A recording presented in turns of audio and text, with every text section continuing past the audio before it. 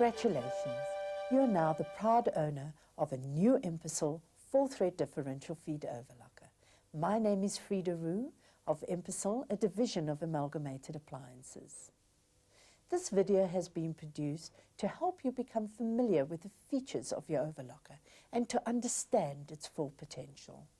After overlocking your way through this video, experiment with your overlocker, testing different thread types and tension adjustments.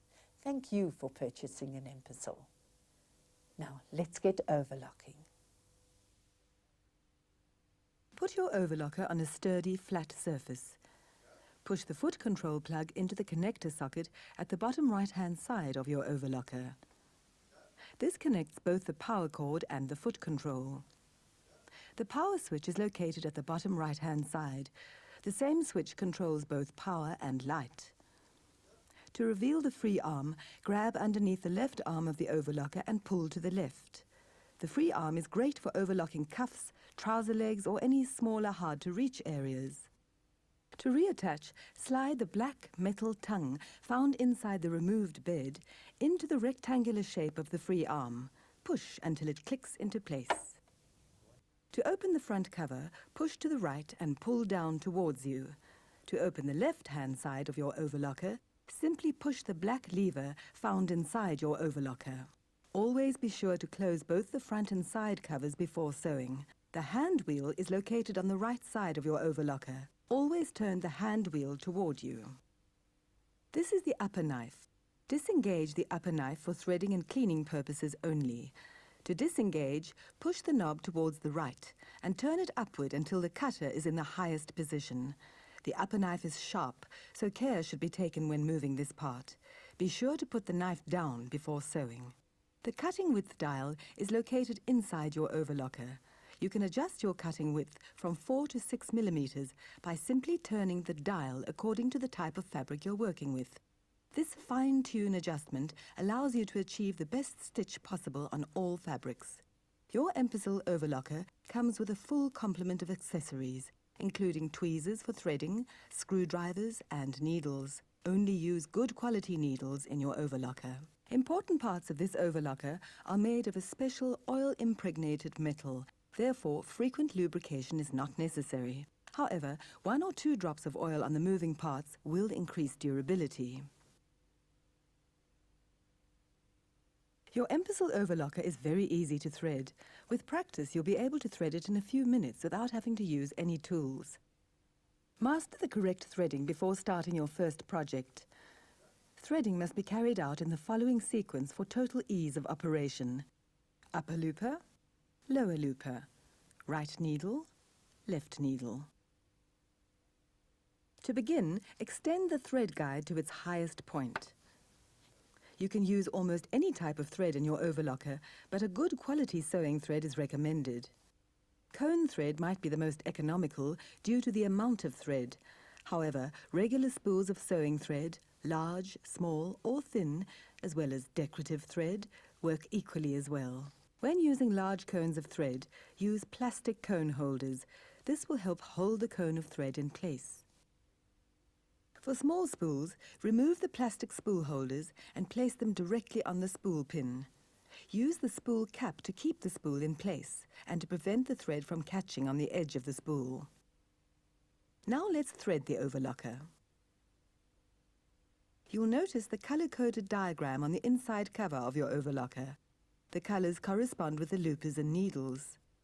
In this case, blue is the upper looper, purple is the lower looper, yellow is the right needle, and green is the left needle. Thread the upper looper first. Use your hand wheel to bring your upper looper to its lowest position for visibility. Draw the thread from the spool. Drop the thread in the guide at the top of the thread guide from back to front. Thread through the hole located on the top of the metal thread bar, indicated by the blue dot. Bring the thread back up around the metal bar, sliding it into the guide just right of the first blue dot, through the next guide, then around the tension disc, making certain your thread snaps into the disc. Give it a tug to check, and then continue as illustrated on the inside front cover.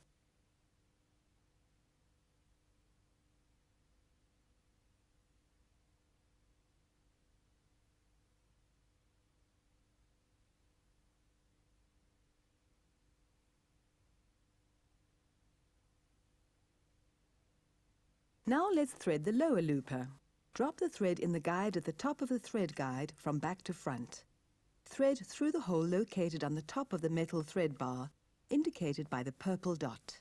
Bring the thread back up around the metal bar, sliding it into the guide just right of the first purple dot, through the next guide, then around the tension disc, making certain your thread snaps into the disc. Give it a tug to check, and then continue as illustrated, following the purple dots.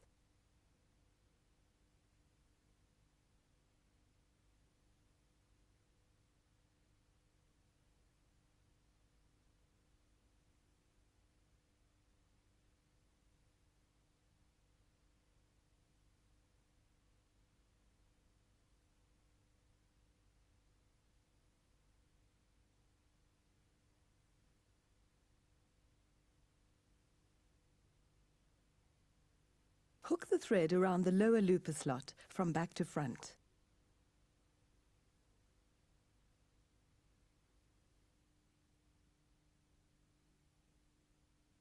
Pull the thread through and thread the eye of the lower looper. You may wish to use the tweezers provided.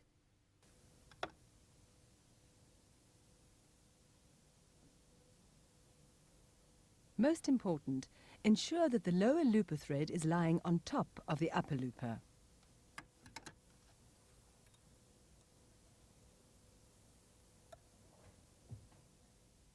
Next, thread your needles, starting with the right.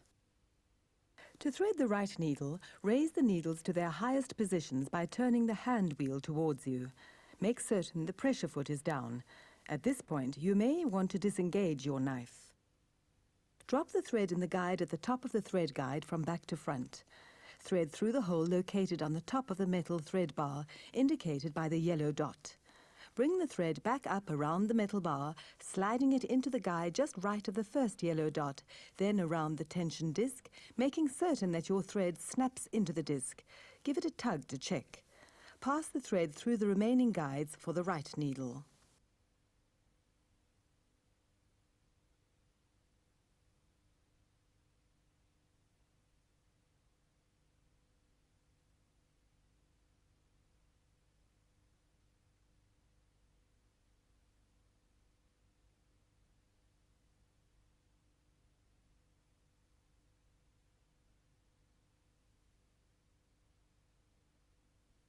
Now thread your left needle in the same manner, following the green dots.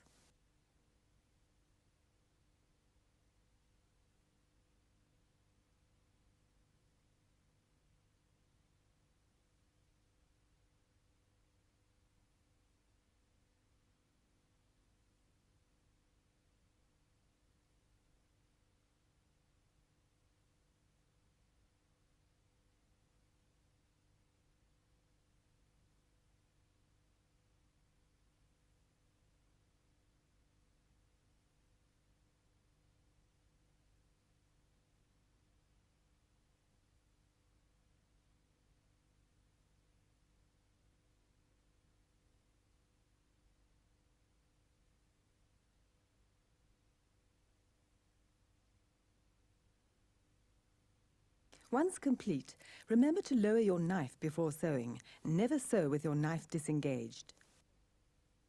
Now raise your pressure foot and draw your threads towards the back. Lower your pressure foot.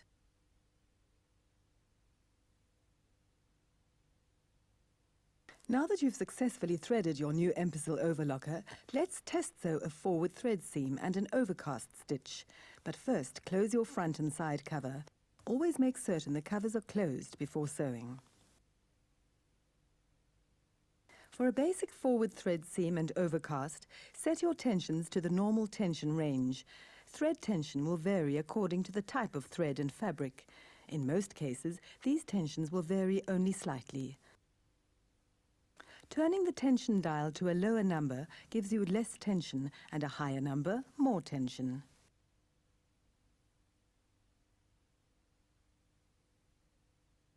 Begin by stepping on the foot control to sew a chain, testing the formation of the stitch. Fold a piece of medium weight woven fabric in half. Place the fabric under the pressure foot with a folded edge to the right. Sew a forward thread seam. At the end of the seam, sew a 10 centimeter thread tail and then trim with a pair of scissors. The upper looper thread should be flat on the top side of the fabric and locked with the lower looper thread on the edge. The lower looper thread should be flat on the underside of the fabric and locked with the upper looper thread on the edge. The needle thread should lie mainly on the top side, like rows of normal straight sewing. The left needle will form a line of sewing along the left edge, connecting the two looper threads. The right needle acts as a safety stitch, forming a line of stitching through the upper looper thread.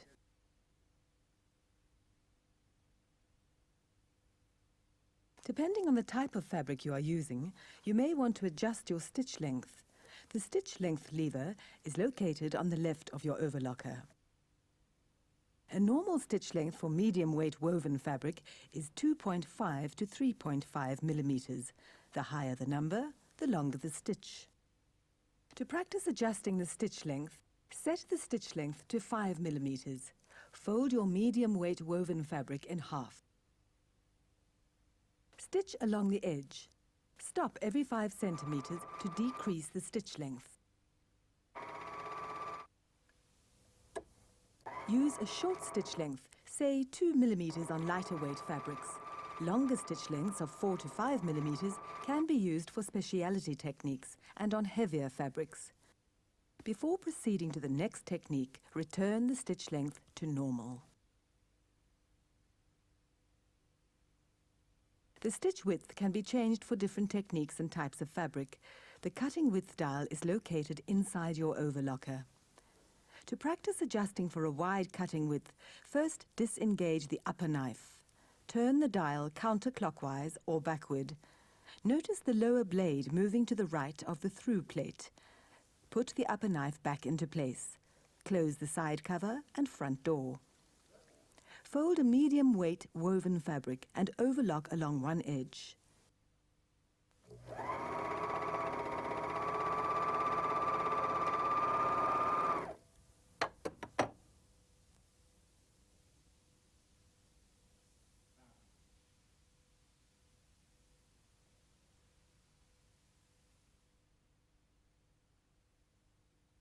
Now adjust for a narrower stitch width. To do this, open the front cover and side door. Turn your switch width dial clockwise or forward until it stops. Now overlock along the other edge of your fabric. This fine-tune adjustment allows you to achieve the best stitch possible on all fabric types.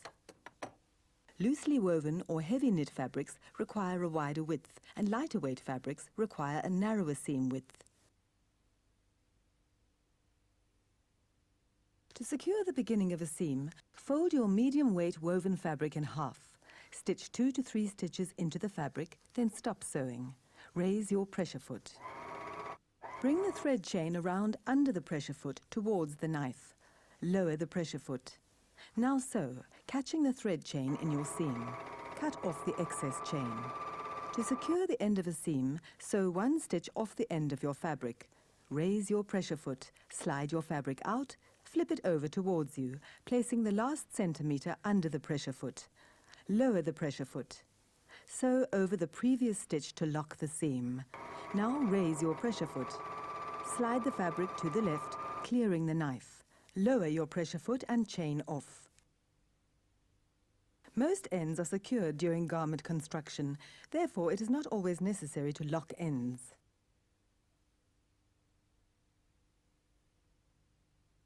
Cut a curved neckline in a piece of sweatshirt fleece.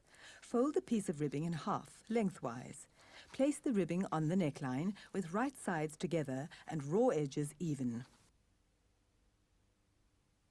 Work with the ribbing on top. Overlock a couple of stitches to secure the ribbing to the fabric. Continue to overlock around the neckline, stretching the ribbing to meet the neck edge. As you are overlocking around the curve, pull the neck edge to create a straight line. Your Empisal Overlocker will finish, trim and allow the ribbing to stretch while still retaining its original shape.